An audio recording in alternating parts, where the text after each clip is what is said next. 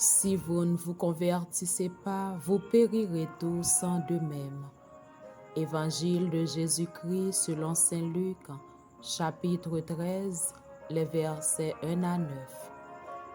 Un jour, des gens rapportèrent à Jésus l'affaire des Galiléens que Pilate avait fait massacrer, mêlant leur sang à celui des sacrifices qu'il offrait.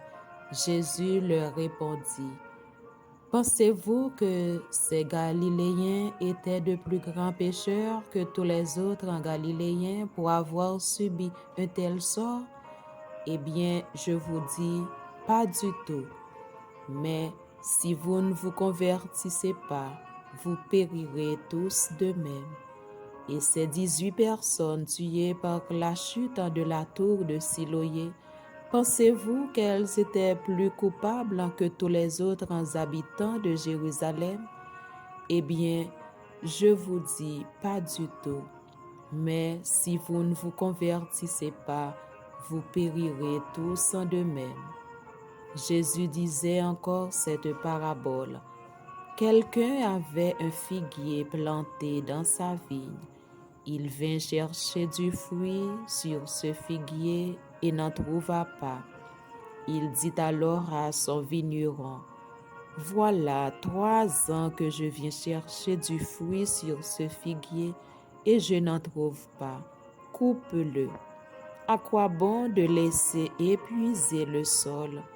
Mais le vigneron lui répond: Maître, laisse-le encore cette année, le temps que je bêche autour pour y mettre du fumier.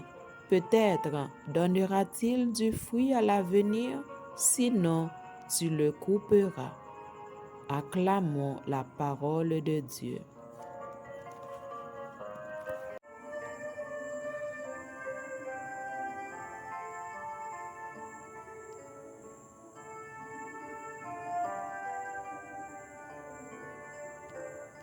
Salut à tous et à toutes. Aujourd'hui, je voudrais qu'on réfléchisse ensemble à une phrase puissante de l'Évangile selon Saint Luc. Si vous ne vous convertissez pas, vous périrez tous de même. C'est un appel fort à un changement de vie, un appel à la conversion. Mais qu'est-ce que cela signifie vraiment pour nous aujourd'hui dans nos vies? C'est comprendre la conversion. La conversion, ce n'est pas seulement changer de religion ou de croyance. C'est un retournement du cœur, un changement profond de notre manière de voir le monde et les autres. C'est un peu comme faire demi-tour et se diriger vers une nouvelle voie, une voie plus en accord avec l'amour de Dieu. Dans l'Évangile, Jésus nous parle d'un figuier qui ne donne pas de fruits.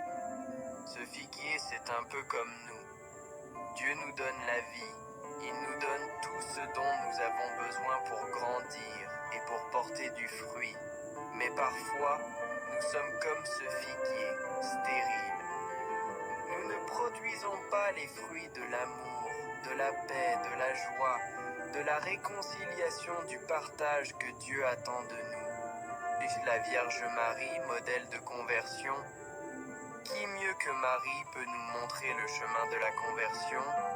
Elle, la jeune fille à qui Dieu a fait une promesse extraordinaire, elle a dit oui à Dieu sans hésiter, laissant tomber son projet pour celui de Dieu, et sa vie entière a été une réponse d'amour à cet appel.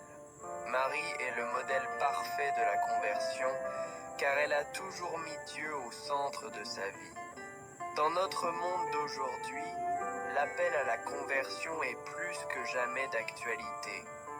Nous sommes entourés de tant de choses qui nous distraient, de tant de tentations qui nous éloignent de Dieu. Mais nous pouvons, comme Marie, dire oui à Dieu et choisir de vivre une vie pleinement chrétienne. Alors, mes amis, je vous pose cette question.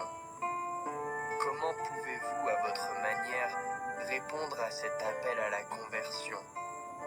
Qu'est-ce que vous pouvez changer dans votre vie pour être plus proche de Dieu et des autres? Laissez un commentaire pour partager votre réflexion. Quelle action allez-vous mettre en place suite à cette réflexion? Partagez votre expérience. Une question vous brûle les lèvres? Posez-la en commentaire, nous ferons de notre mieux pour y répondre. Bonne méditation et bonne journée.